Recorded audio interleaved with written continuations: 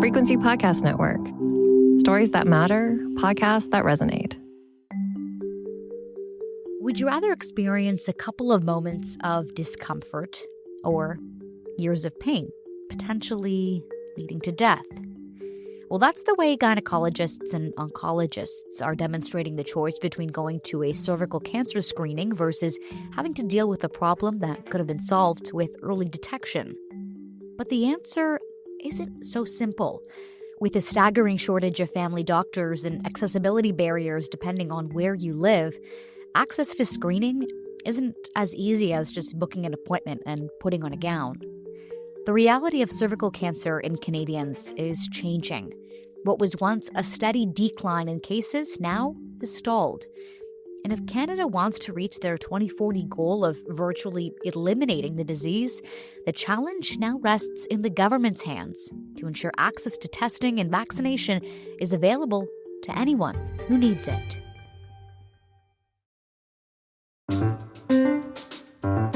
I'm Maria Kestane, and today on The Big Story, I'm talking to Dr. Lucy Gilbert, Director of the Gynecological Oncology Service at McGill University Health Centre and the Chair of Oncology for the Department of Oncology at McGill University. We're discussing the current picture of Canada's progress towards its 2040 elimination goal and how we can get past this current plateau to keep cases on the decline. Dr. Gilbert, thank you so much for joining me today. Thank you for having me. This is really important for Canadians, and I'm so glad you're doing this.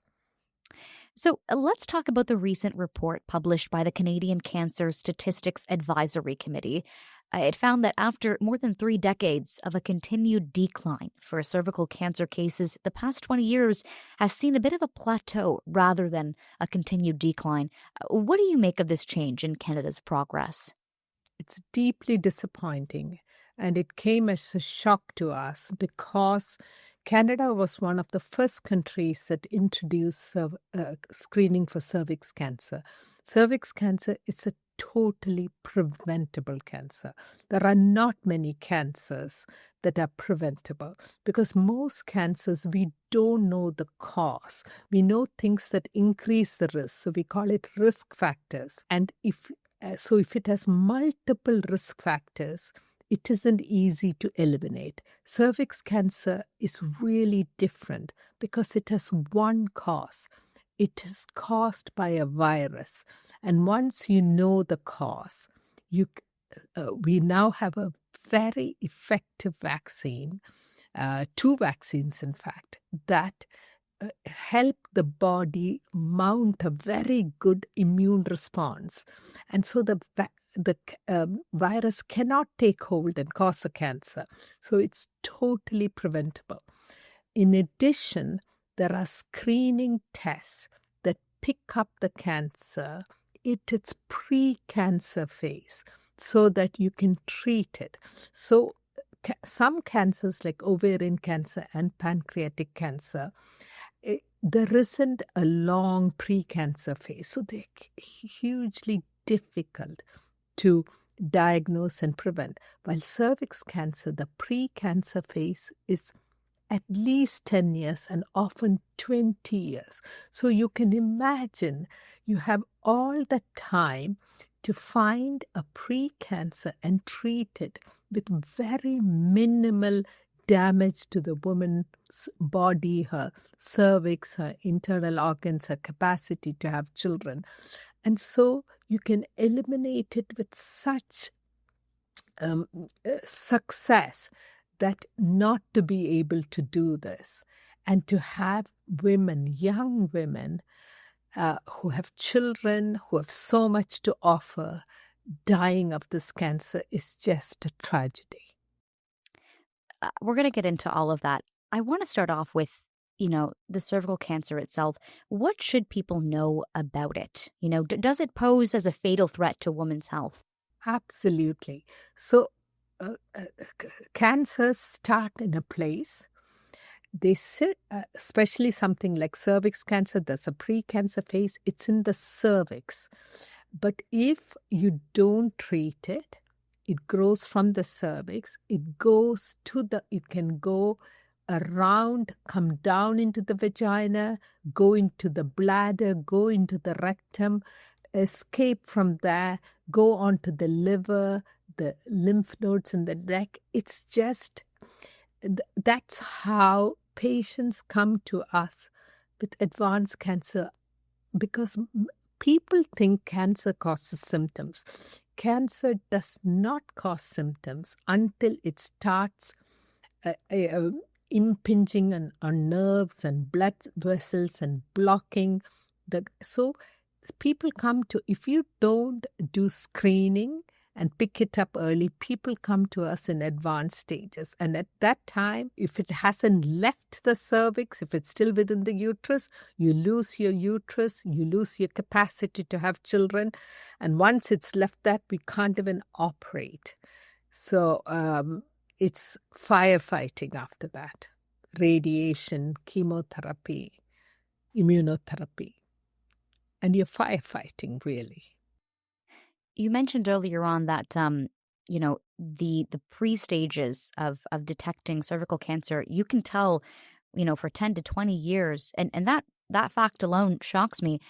What do people not know about cervical cancer? Like, how does it develop? Like, how can people get it? That's a very important question. It's caused by a virus, and the virus is spread by sexual intercourse. So anybody who has sexual intercourse is exposed to that virus. Most of the time, the body has a very strong immune response and can eliminate the virus so that it doesn't get hold. But there are many factors that make the body's immune defense not able to stop the virus. And most of the time, it's the sheer volume of exposure. And the youth. So if you're very young and you get exposed to the virus, you may not effectively. So if you start sexual activity early, the cervix tissues are multiplying and it's so vulnerable. You are much more likely not to be able to mount a very good response. So if you start sexual intercourse very young, also if you have multiple sexual partners, and the repeated exposure, not using barrier methods, all that doesn't help. However, I don't want people to feel stigmatized. I have had patients who have had one partner and their immunity is low. So, or they are on biologics for rheumatoid arthritis, or so there are two factors: lots of exposure to a heavy burden of the virus, or a moderate exposure, but your immune defenses are low. So I would not want to leave the impression that you ought to be, you must feel ashamed or so on. The most important thing is your health, to retain your reproductive organs, not to have surgery, brutal surgery, not to have radiation, not to need chemotherapy, to live a full and productive life. And for that, it means you want to pick up the cancer before there are symptoms, before it advances. And the only way to do it is what we call screening. And there are very effective ways to screen for this. The Pap test, which is a boring old cheap test, is highly effective.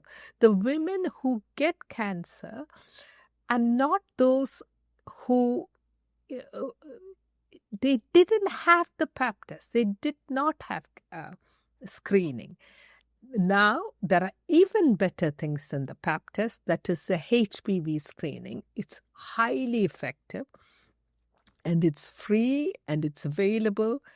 And people young people think they are immortal and totally, not vulnerable. And by the time they realize that they are not immortal, it is too late. So please have screening. You do not want to lose your reproductive function.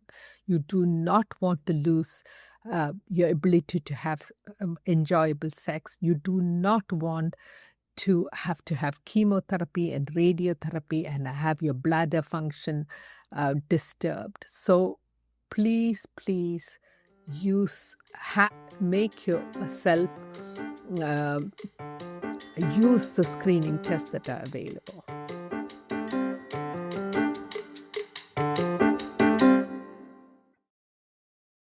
Let's get into those screening methods because, there has been a big push to move from the traditional pap smear to the HPV test. And 4 provinces have already made that switch. What is the difference between, what you call the old boring test compared to the HPV testing? So the old boring test looks for the HPV to have caused the disease, okay? The precancer. It has caused a precancerous change in the cervix. And then you're picking it up after that.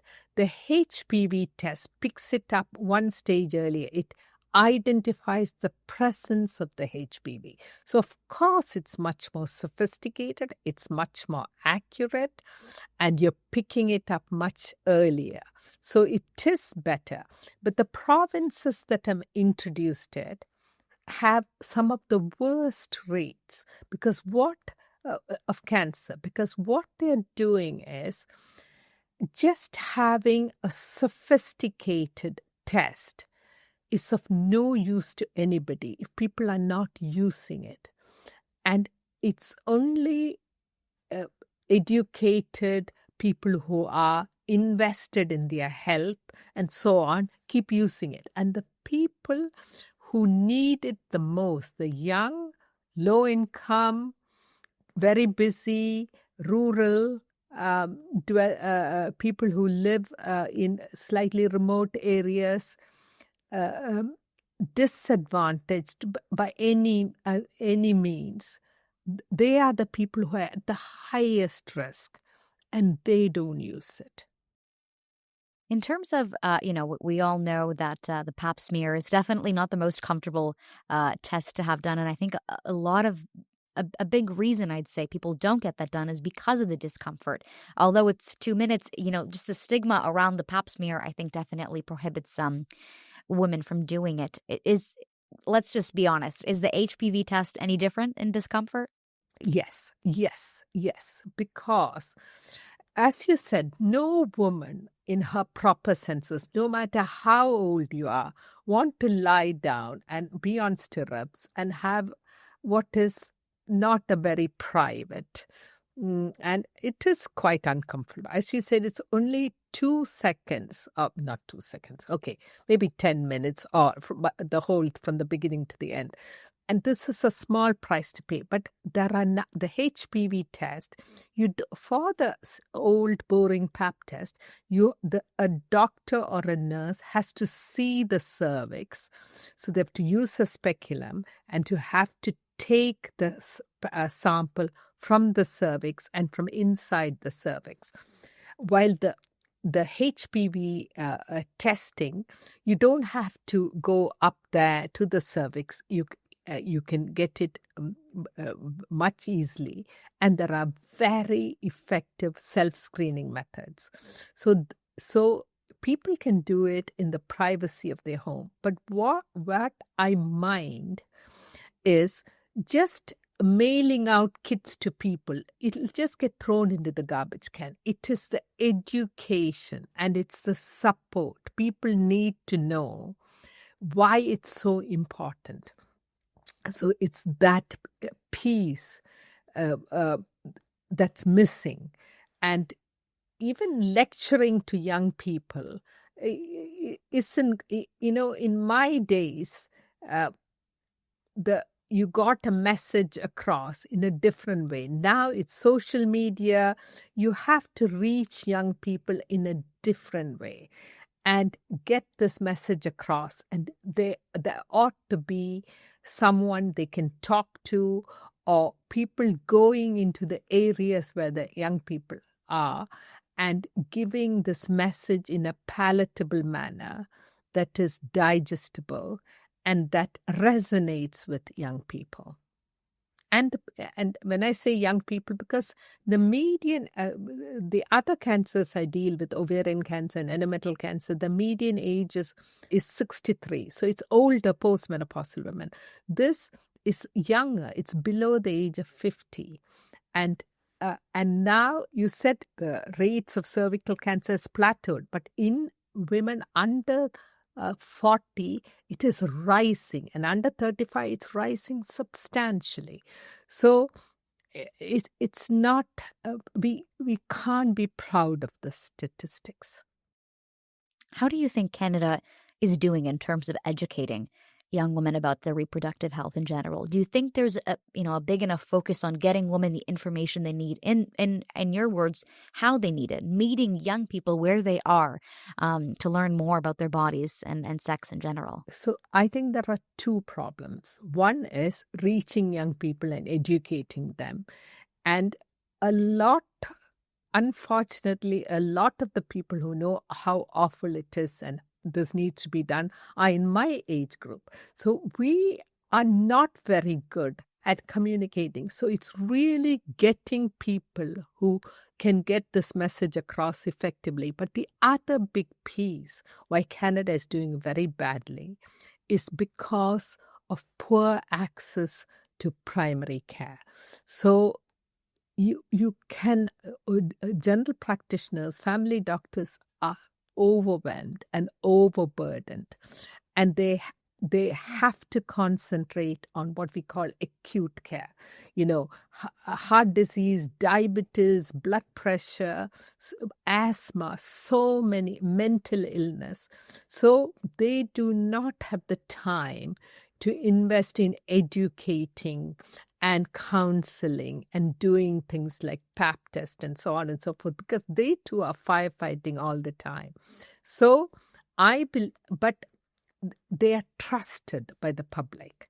So if they could be helped to work very closely with nurses who can relieve them of this burden. And I'm not talking about nurse practitioners.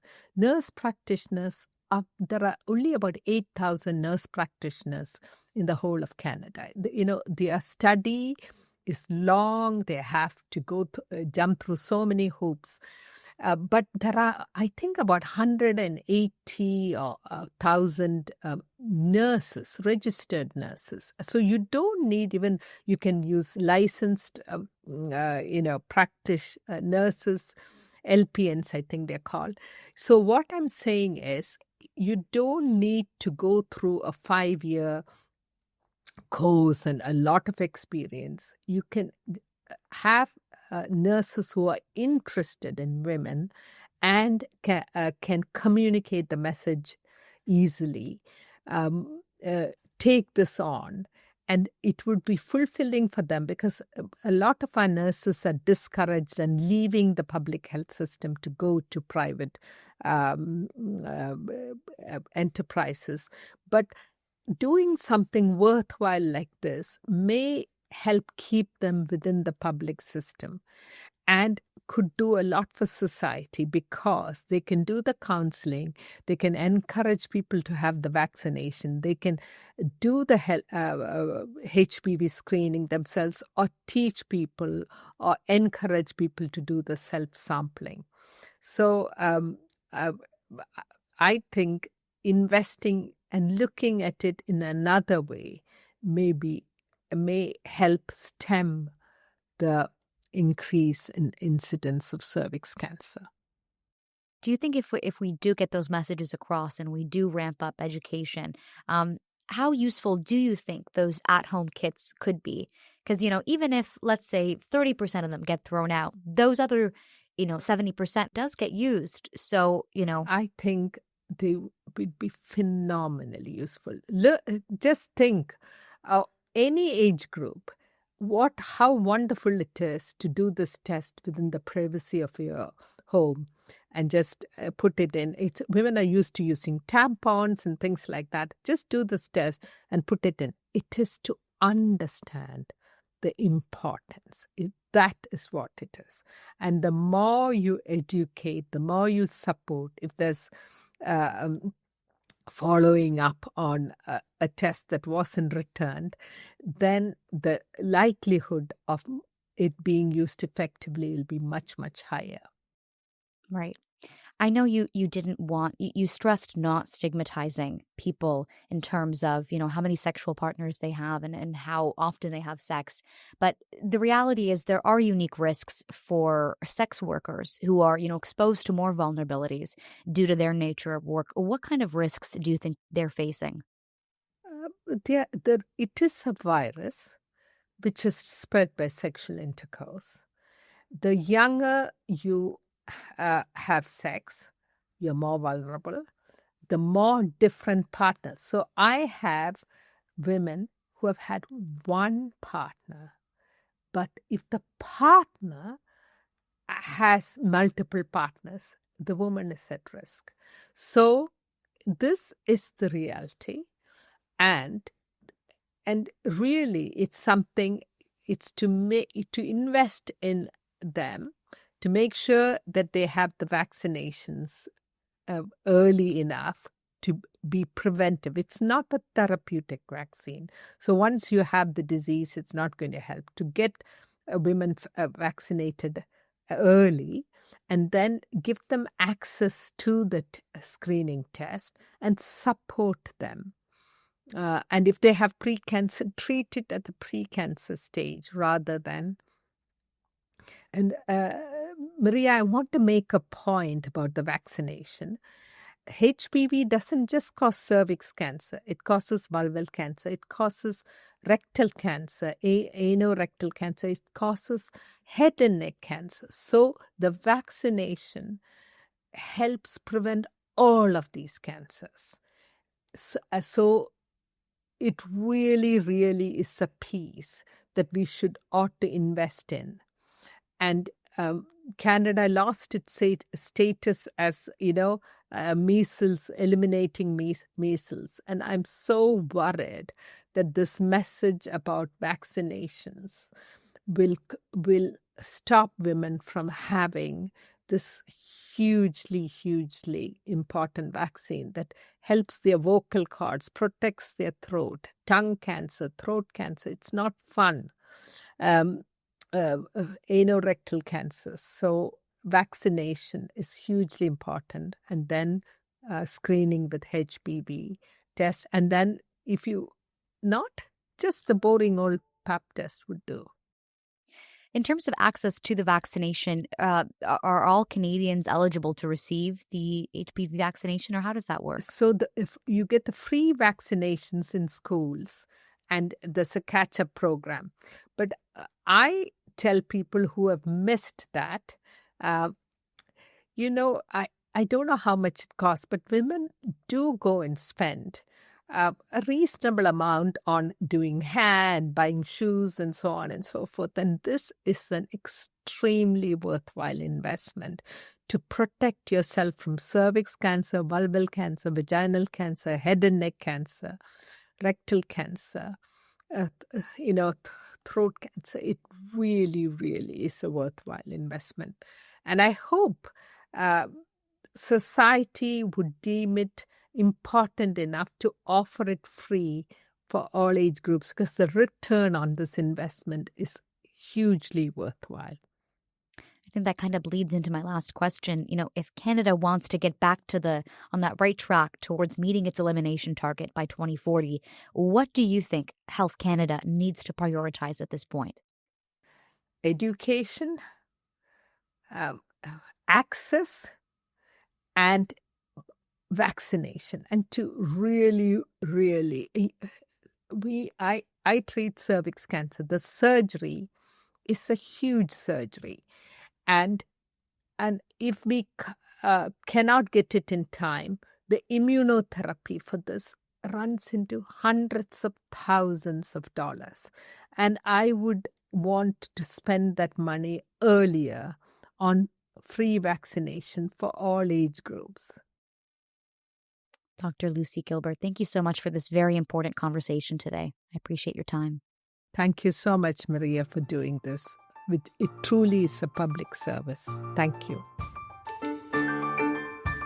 And that was The Big Story. If you have any thoughts or comments on this conversation, we'd love to hear them. Reach us by email at hello@thebigstorypodcast.ca. And don't forget to send us episode suggestions if you have any. Be sure to share this episode with a friend or with someone you think may find it interesting. The Big Story publishes new stories every morning, Monday through Friday, on the Seeker app or wherever you get your podcasts. I'm Maria Kestane. Thanks for listening.